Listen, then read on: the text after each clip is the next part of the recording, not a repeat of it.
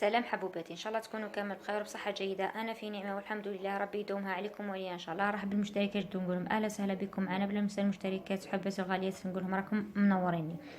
اليوم حبيت نشارك معكم زوج ماسكات غير مكون واحد اللي هو البيض، يعني بحبه بيض راح ندير بها زوج ماسكات، واحد لشد البشره وواحد يعني للتبييض البشره. نروحوا على بركة الله للطريقة. واش نحتاجو في الوصفة في الماسكة تاعنا؟ قلت لكم المكون راه الوحيد اللي نحتاجوه اللي هو حبة تاع بيض. هاي لكم حبة تاع بيض، هذا هو المكون الرئيسي تاعنا. نهز حبتي تاع البيض، يعني نفصل البياض والصفار، يعني البياض وحده والصفار وحده كما راك تلاحظوا. هذا البياض هذا الصفار. نبداو على بركة الله بالماسك الاول اللي نبداو به. نحتاجو فيه صفار بيضاء، والمكون الثاني نحتاجو قهوة. هذا هما زوج مكونات فقط اللي نحتاجهم في الماسك تاعنا الاول: صفار بيضاء ومغرفة قهوة عادية اللي نطيبوها، ماشي نسكافي. نتمنى الصورة تكون واضحة. هاي لكم قهوة عادي اللي نطيبوها ماشي نسكافي. وهنا عندي صفار بيضاء. نفرغ انا المغرفة تاعي تاع القهوة على صفار البيضاء، ونمزج المكونات تاعي كامل مع بعض، يعني صفار البيض مع القهوة نخلطهم جيدا حتى يتخلط لي المزيج تاعي، يعني الصفار مع القهوة.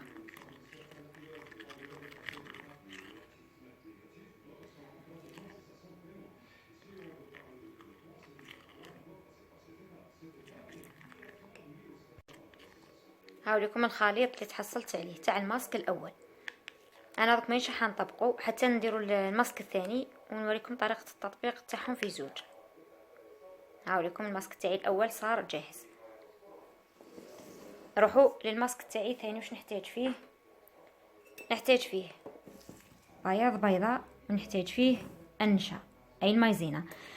انا هنا راني دايره البياض تاعي، دوك نحاول اني نخلطه جيدا بالفرشيطه او مغرفه. حاولوا انكم تخلطوا البياض تاعكم جيدا. هايكم انا بعد ما خلطت بياض البيض تاعي خلطته غير بالشوكه، راح نضيف عليه مغرفه كبيره تاع نشا اي مايزينا،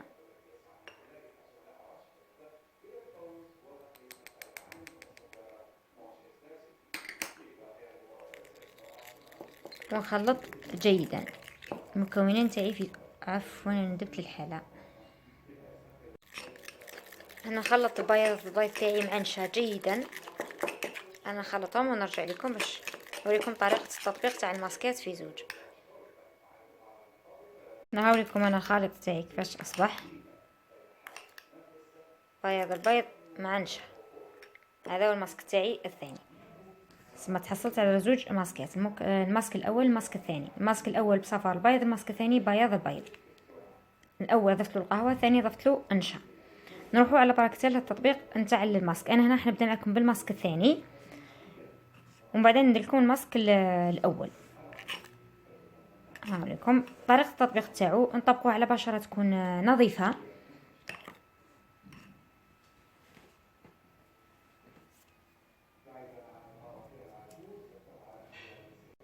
نوزكم حنطبق معكم الماسك الاول على بشره تكون نظيفه. بهذه الطريقه نطبق الماسك تاعي الاول، عفوا الماسك تاعي الثاني بهذه الطريقه، ونخليه على البشره تاعي حتى يجف يعني ينشف. حاولوا انكم كي ديروا الماسك هذا ما تهضروا ما تضحكوا، يعني ما ديروا حتى حاجه، لازم تكونوا في راحه تامه باش يعني يعطيكم نتيجه جد رائعه، باسكو هذا الماسك يشد البشره. بهذه الطريقه تخلوه يعني على البشره تاعكم مده 25 دقيقه حتى نصف ساعه، وانتم مخلينوه على البشره بلا ما تهضروا بلا ما تضحكوا بلا ما ديروا اي حركات، يعني باش ما تحاولوش يعني باش ما يجيكمش هذوك الخطوط الرافعه في البشره نتاعكم. نتمنى يعني تكونوا فهمتوا الكلام نتاعي. كما قلت لكم الوقت تاعو من 25 حتى نصف ساعه. كي ينشف تغسلوا البشره نتاعكم عادي بماء فاتر ثم ماء بارد. انا دوك نغسل اليد تاعي ونروحوا للماسك الاول.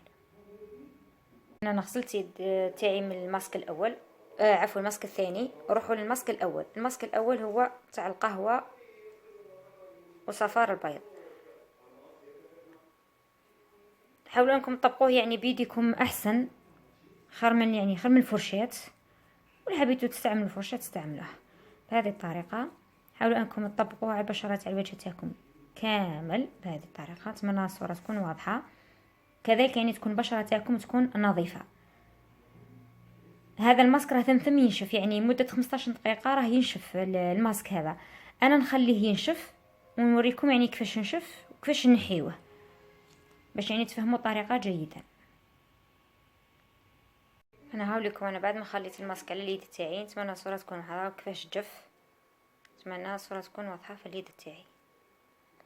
انا هنا يعني ما خليتوش يعني 15 دقيقه، يعني شويه برك باش نوريكم الطريقه، باش نروح قبل ما ينشف باش نروح نطبقه على البشره تاع الوجه نتاعي. بعد ما تطبقوه تخليوه يعني تحسوه نشف شويه، بداو تفركوا فيه، يعني ما تخليوش حتى ينشف مليح. بهذه الطريقه صدقوني النتيجه تاعو راح تلاحظوا يعني تبييض فوري. مش كي نقصد التبييض يعني لي كحلوشه تولي بيضه ولا لي سمره تولي بيضه او خمريه تولي بيضه، يعني راح يرجع لك لونك الحقيقي تاع البشره نتاعك. هذا هو المقصود بالتبييض، ماشي بيضه، ماشي كحلوشه تولي بيضه، باسكو اللي بيضه بيضه ولي كحلوشه كحلوشه ولي خمريه خمريه ولي سمره سمره. هاليكم نتمنى الصوره تكون واضحه. بهذه الطريقه تفركوه، باسكو الماسك هذا الاول يعني راه فيه عده فوائد، يعني تقدروا تستعملوه كمقشر، ماسك مبيض ومرطب، يعني يرطب لكم البشره تاعكم لان يحتوي على البيض. وفيها القهوه يعني كذلك تبيض، تساعد يعني في معالجه الشيخوخه. من الصوره تكون واضحه. هاليكم كيفاش فركتو حركات دائريه. هنا انا ما خليتوش نشف بزاف. انتم اذا خليتوه نشف بزاف هذه الطريقه ما ديروهاش في الوجه نتاعكم، خاطرش كي ينشف بزاف راه يصعب عليكم باش تحكوه، خاصه البشره تاع الوجه تولوا تهردوا البشره تاع الوجه نتاعكم. اتمنى الصوره تكون واضحه. عليكم يديها هنا يبدا تحمر كي فركتو. اتمنى الصوره تكون واضحه. انا نغسل اليد نتاعي ونجي نكمل معاكم. هاي لكم انا اليد تاعي بعد ما غسلتها. هاي شويه ديك الحموريه تبان تاع التقشير. صدقوني يعني يعطيكم تبييض فوري، يعني يوحد لكم لون البشره تاعكم من الاستعمال الاول. اتمنى الصوره تكون واضحه.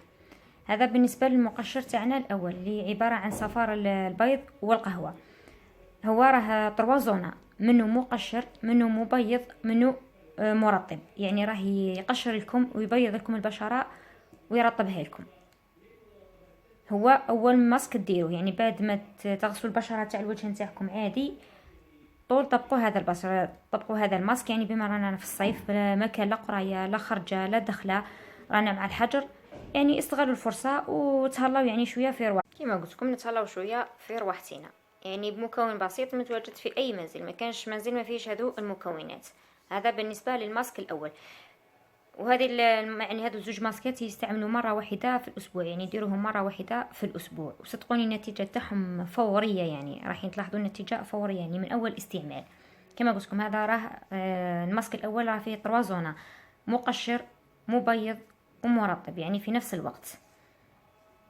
ما عدا في حاجه واحده برك، انكم كي تخليوه ينشف بزاف على البشره تاعكم ما تستعملوهش مقشر، يعني طول غسلوا البشره تاعكم عادي بلا ما ديروه مقشر، باسكو تولوا صعيب بزاف باش تتخلصوا منه.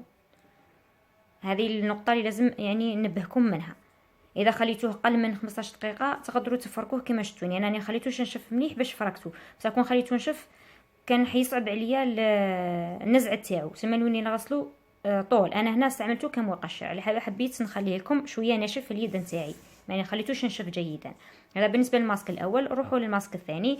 الماسك الثاني بعد ما نطبقوا الماسك الاول نغسلوا البشره نتاعنا كذلك بماء فاتر ثم ماء بارد، نشفوا البشره تاعنا. نروحوا للماسك الثاني نديروه.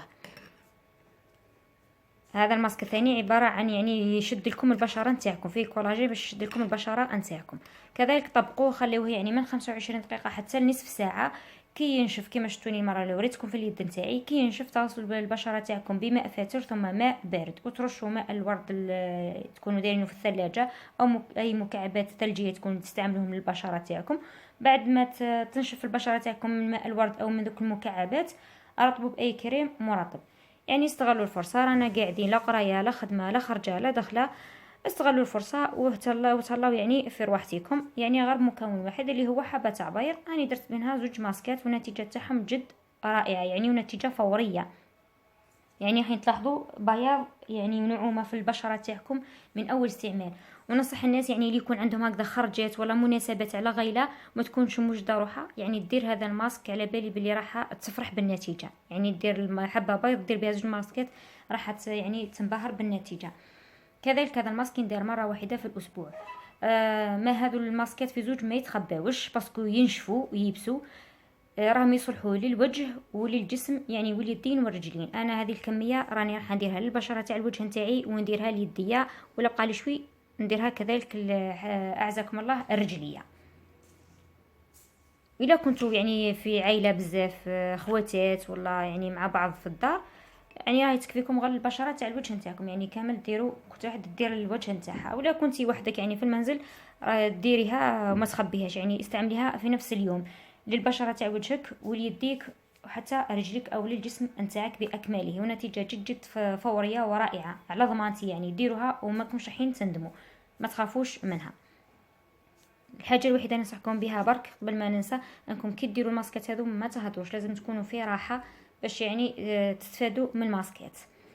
نتمنى يعني تجربوا الماسكات هذو في زوج وترجعوا لي براءكم في التعليقات، واللي مجرباته من قبل تخلينا رايها فيه. اذا كان عجبكم فيديو تاع اليوم ما تنساوش ديروا جيم وتبارطاجيو الفيديو مع اصدقائكم باش تعملوا فائده. شكرا لكم على المتابعه، والسلام عليكم ورحمه الله وبركاته.